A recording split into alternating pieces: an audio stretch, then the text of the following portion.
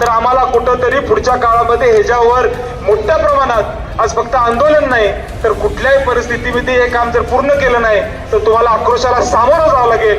मग ते mega engineering असेल किंवा आमचे त्या ठिकाणी प्रशासन असेल यांना आम्ही निश्चितपणे सांगतो. मी आज देखील सांगतो हे जर काम सरकारनं पुढे केलं तर नारळ तुमच्या हस्तेच फोडू, आम्हाला त्याच्याबद्दल काही दुमत नाही. पण आमच्या माता भगिनींना आज या खऱ्या अर्थानं पाणी देण्याचं काम या पुढच्या काळामध्ये या सरकारनं केलं पाहिजे. गोकुळची बासुंदी पुन्हा खावीशी वाटतेय. खरं सांगू, मलाही खावीशी वाटतेय.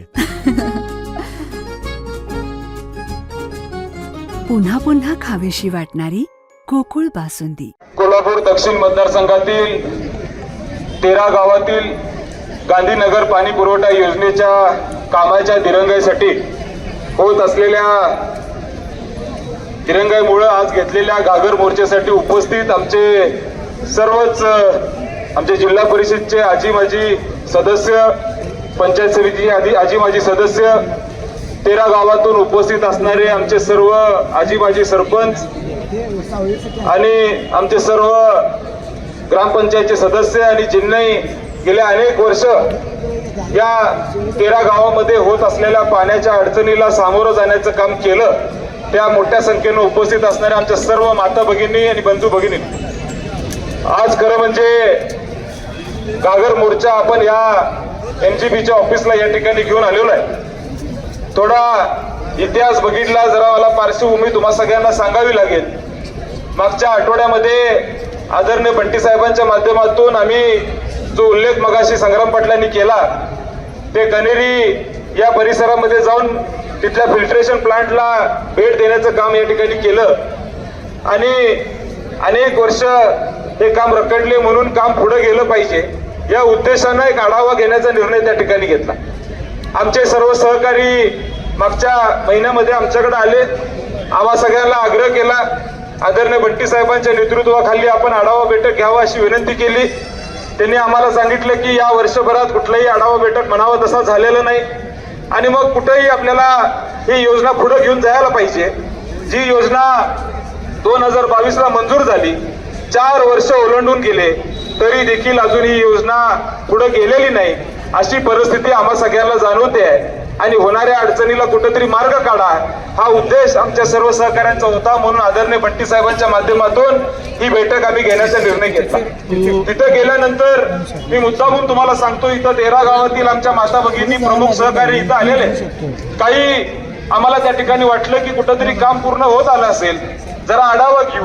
तिथल्या सर्व अधिकाऱ्यांच्या बरोबर, प्रशासनाबरोबर आणि मेगा इंजिनिअरिंग ही जी हैदराबादची कंपनी आहे या सगळ्यांच्या बरोबर जेव्हा आढावा घ्यायला सुरुवात केली तेव्हा आमच्या लक्षात आलं, आम्हाला धक्का बसला की फक्त दिखावा करायचं काम एवढे वर्ष या ठिकाणी सुरू आहे. एखादा पोकल्यान कुठंतरी काम लावायचं आणि आम्हाला सांगायचं की इथे 4 माणसं काम करायला लागल्यात आणि काम जैसे थेच आहे अशी परिस्थिती या योजनेच्या माध्यमातून त्या दिवशी आम्हाला त्या ठिकाणी जाणवली. काही लोकांशी आम्ही संवाद साधला, तिथले काही लोक आमच्याकडे समोर आले. माता भगिनींनी मी आपल्या सगळ्यांना सांगू इच्छितो, तिथं काही लोकांनी आम्हाला पाण्याची बाटली घेऊन समोर आल्यानंतर पाण्याची परिस्थिती दाखवली. म्हणले ही योजना ही नवीन सुरू आहे, पण ह्याच्या आधीची जी योजना चालू होती तिथलं देखील MGBचा कारभार व्यवस्थित चाललेला नाही. काही दुरुस्ती आम्ही करायला सांगितल्या तरी देखील किरकोळ दुरुस्ती ही मंडळी करत आलेली नाही आहे. ही पाण्याची परिस्थिती बघा, मी अक्षरशः आम्हाला बघून, त्या पाणी बघून आम्हाला लाज वाटलं, कारण ते पाणी बघितलं असतं तर तुम्हाला पटणार नाही. 3 महिने गटरीचं पाणी यात मिक्स होत होतं आणि तरी देखील ती पाणी लोकांना देण्याचं काम ही MGBच्या माध्यमातून आज या ठिकाणी होत होतं. पण नक्की सरकार कुणासाठी काम करतं? हे सरकार या मेगा कंपनी सारख्या एका कंपनीसाठी काम करतं का आपल्या सर्वसामान्य लोकांना सेवा देण्यासाठी काम करतं? हा प्रश्न आमच्या समोर त्या ठिकाणी आला. आम्हाला देखील त्यामध्ये शंका आली. जी मंडळी गेल्या अनेक वर्ष या सगळ्या गोष्टीचा पाठपुरावा आम्ही सगळेजण करतोय तरी देखील काम कुठेही त्या ठिकाणी पूर्ण करण्यात आलेलं नाही. ही दुर्दैव परिस्थिती आम्हाला त्या ठिकाणी दिसते. आज मी आपल्याला सगळ्यांना सांगू इच्छितो, त्यावेळी आम्ही निर्णय घेतला, म्हणलं आपण धडक मोर्चा कुठल्याही परिस्थितीमध्ये घागर मोर्चा या ऑफिसमध्ये त्या ठिकाणी काढला पाहिजे. कारण ज्या पद्धतीनं प्रशासन, मी मुद्दाम सांगतो, मला वाटते अधिकारी काही ठिकाणी मागे उभारलेले, त्यांना मी पुढे बोलवणारच आहे, पण मी तुम्हाला सांगतो ज्या कंपनीला काम दिलं गेलं, मी कुठल्याही यात राजकारण आणत नाही, पण जी कंपनी मेगा इंजिनिअरिंग म्हणून जी कंपनी आहे त्या कंपनीने हजारो कोटीचे बॉन्ड आज भाजप सरकारला त्या ठिकाणी इलेक्ट्रोल बॉन्ड त्या ठिकाणी दिले. मग तुम्हाला हजारो कोटीचे बॉन्ड तिथं देता येतात, कामं मिळवता येतात.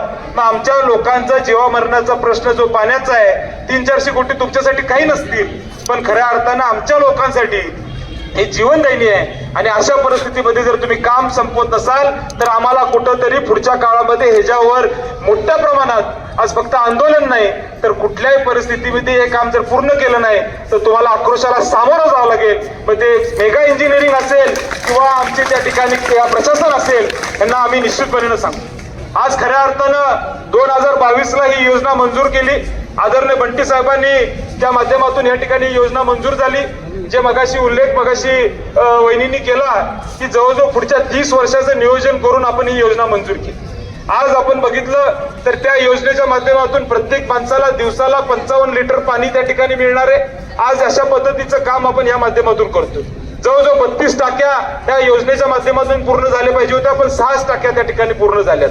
27 महिन्याची मुदत होती, ती मुदत देखील त्या ठिकाणी अजून वाढवून त्या लोकांना देण्यात आलेलं आहे. नक्की मेगा इंजिनिअरिंग प्रशासन चालवतं का प्रशासन मेगा इंजिनिअरिंगला आदेश देतं, ही शंका आमच्या मनामध्ये आलेली आहे. 27 महिने ही तुम्ही त्या ठिकाणी सांगितलं होतं, पण 4 वर्ष झालं आतापर्यंत या कामाला कुठेही त्या ठिकाणी गती लागलेली नाही. ही परिस्थिती आम्हा सगळ्यांना दिसत आलेली आहे. माझं एवढंच सांगणं आहे की 3 लाखहून अधिक लोक आज खऱ्या अर्थानं या 13 गावांमध्ये राहतात. मग गांधीनगर असेल, उसगाव असेल, पाचगाव असेल, गंदलगाव असेल, कनेरी असेल, मोरेवाडी असेल, अनेक गावं, ही 13 गावं आमची या ठिकाणी आहेत. आणि या 13 गावांमध्ये 3 लाखहून अधिक लोक त्या ठिकाणी आहेत. आणि या लोकांना होणारा त्रास जर पुढच्या काळामध्ये होत असेल तर आमच्या सर्व लोकांच्या समोर तुम्हाला त्या ठिकाणी जावं लागेल या सरकारला, एवढं मी निश्चितपणे या ठिकाणी सांगतो. आज खरं म्हणजे मी यामध्ये कधीही कुठलं राजकारण आणलं नाही. आज मला अजून आठवतंय आदरणीय बंटी साहेबांच्या माध्यमातून आमच्या या डिपार्टमेंटचे संजीव जयस्वाल साहेब म्हणून सेक्रेटरी होते, त्यांच्यावर आम्ही बैठक घेतली. डिस्ट्रीब्युशनचा खर्च हा लोकांवर टाकणार होते, तो खर्च आम्ही त्या ठिकाणी वाचवला. जवळजवळ 343 कोटीची निधी आपण त्या ठिकाणी मंजूर करून आणलं. पण दुर्दैव एवढंच आहे की या वर्षभरात याच्यावर राजकारण आणा लागलेत का काय, ही शंका आमच्या मनामध्ये यायला लागली. आम्ही जे काही काम त्या ठिकाणी सांगतो ते आम्हाला पाणी पोसायचं काम हे प्रशासन प्रत्येक वेळी त्या ठिकाणी करायला आले. माझं एवढंच म्हणणं आहे, यामध्ये कुठलेही श्रेयवाद नाही. मी आज देखील सांगतो, हे जर काम सरकारनं पुढे केलं तर नारळ तुमच्या हस्तेच फोडू, आम्हाला त्याच्याबद्दल काही दुमत नाही. पण आमच्या माता भगिनींना आज या खऱ्या अर्थानं पाणी देण्याचं काम या पुढच्या काळामध्ये या सरकारनं केलं पाहिजे. आज आम्ही योजना मंजूर करून आणली, उद्या ती पूर्ण झाली तर कदाचित श्रेय आम्हाला मिळेल अशी शंका जर तुमच्या मनात असली तर खऱ्या अर्थानं तुम्ही बाजूला सरका. आम्ही कुठलंही राजकारण यामध्ये आणत नाही. या 13 गावांसाठी या ठिकाणी योजना मंजूर केलेली आहे. या लोकांना पाणी मिळालं पाहिजे या उद्देशानं आम्ही या ठिकाणी लढाई उभा करायला लागलोय. येणाऱ्या पुढच्या काळामध्ये आता मगाशी मला वाटते उसगावचे सरपंच असतील, आमचे जिल्हा परिषद सदस्य संग्राम पाटील असतील, मगाशी उत्तमरावांनी देखील त्या ठिकाणी म्हणजे आमच्या अनेक लोकांनी विषय मांडले की ज्या पद्धतीनं हे जे डिस्ट्रीब्युशन काम म्हणजे रस्ता उकरला तर तो देखील दुरुस्त हा वर्षभर करत नाहीत.